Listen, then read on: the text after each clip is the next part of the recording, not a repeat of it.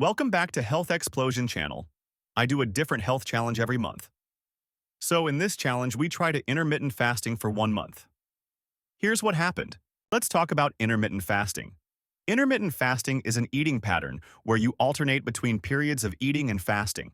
It doesn't dictate what you eat, but focuses on when you eat. One of the most common methods is the 16-8 approach, fasting for 16 hours, followed by an 8-hour eating window.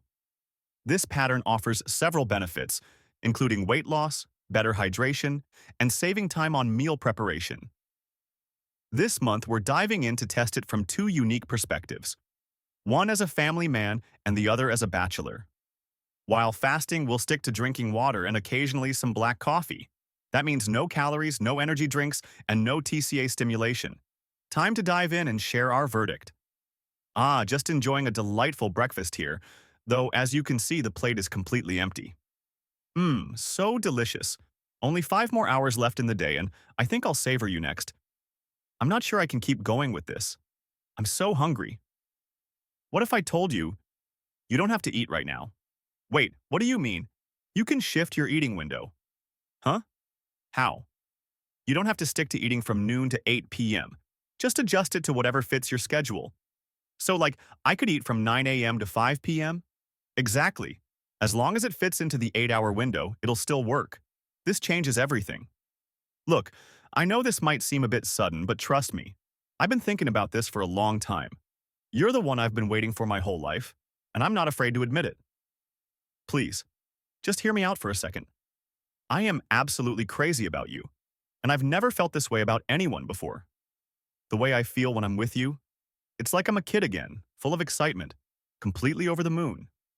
There's just something about you that makes everything else fade into the background. I can't ignore it anymore. I'm just a schoolboy, eager to make some real progress. Things have been going pretty well so far, but honestly, it hasn't been without its challenges. One of the biggest hurdles is around 1 p.m. every day, when I get this intense hunger that seems to come out of nowhere. At that point, I'm so famished that I end up overeating. I'll make way more food than I usually would for a single meal, and before I know it, I'm stuffing my face. At the moment, it feels great, like I'm satisfying that hunger, but afterward, I'm left feeling sluggish and regretful, like I really overdid it. After that, I'm usually not hungry again until later in the evening, so I typically only manage to squeeze in one more meal before my cutoff time, which is around 9 p.m. It feels like I'm trying to cram as much food as I can into that small window, but I'm not entirely sure if I'm hitting the right amount of food for my body's needs. I'm still figuring out what works best for me personally, and whether this eating pattern is sustainable or if I need to adjust my portions. It's a bit of trial and error to see what works, but I'm continuing to experiment and listen to my body's signals.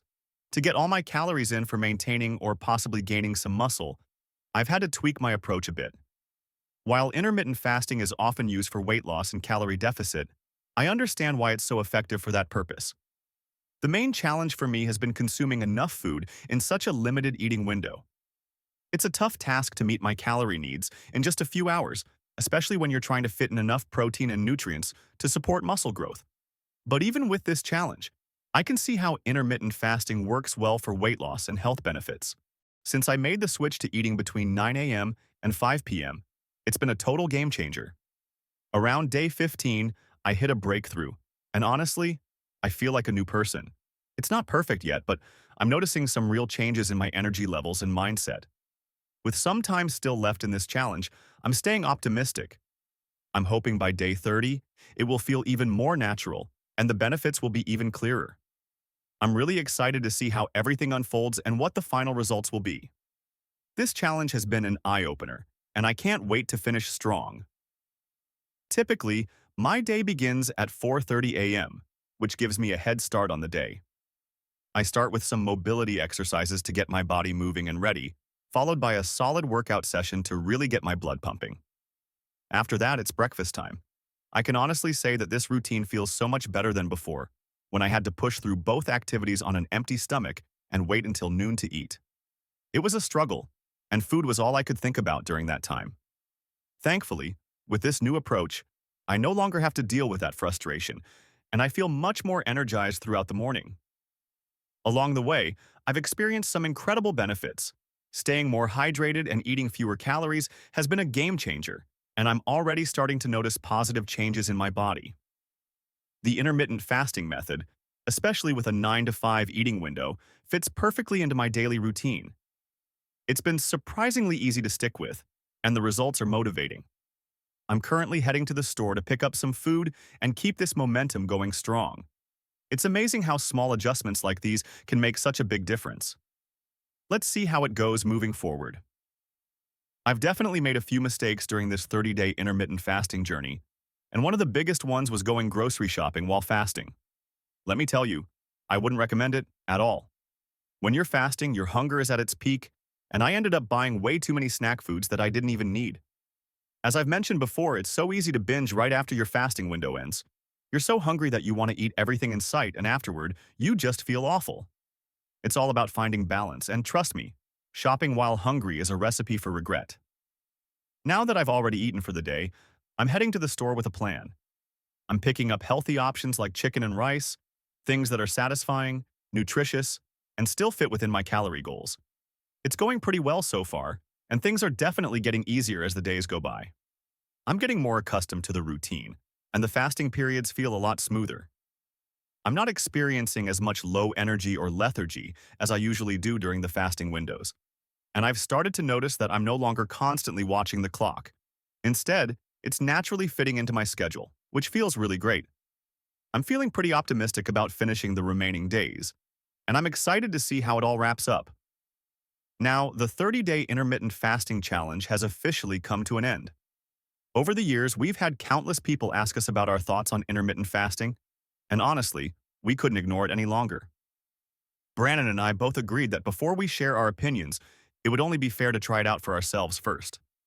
After all, it's one thing to hear about a diet or trend, but it's another to experience it firsthand. We wanted to see if it lived up to the hype and if it worked for us, so we could give you a more informed and personal take on whether or not it's worth considering for your lifestyle. Now that the journey is over, what's the final verdict? For me, intermittent fasting didn't quite work out, so I'm giving it a no-flex vote. But I want to stress that just because it didn't align with my routine doesn't mean it won't work wonders for you. Everyone's body is different, and how it fits into your lifestyle matters. It could be the perfect fit for someone else, so I definitely recommend giving it a shot and seeing if it works for your schedule and goals. Don't hesitate to experiment and figure out what works best for you. What works for one person might be a game changer for another. Make sure you stick with it long enough to really build the habit and get comfortable. It's not about seeing immediate results. It's about giving yourself time to adjust and truly notice the changes in both your body and mindset. It can take a few weeks for the effects to start becoming clear, so don't rush the process. Give yourself that time and space to figure out if this new routine or challenge is the right fit for you. Only after you've stuck with it for a while can you really decide if it's something you want to continue or adjust moving forward. Everyone's body is different, especially when it comes to nutrition. What works for one person might not work for another, so it's important to experiment and find what fits your needs.